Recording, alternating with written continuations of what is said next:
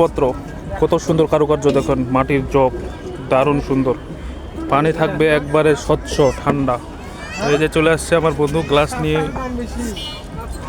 এটা পানির বোতল নাকি ঠান্ডা থাকবে?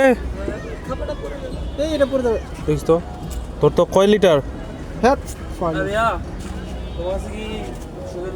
এটাও মনে হয় রে পানির কিছু কি খাওয়ার জন্য।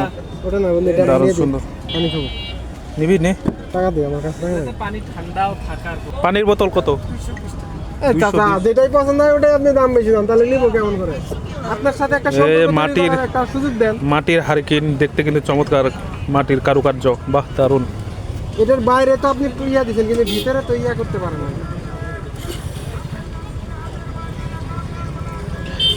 পানি ঠান্ডা থাকবে এটার?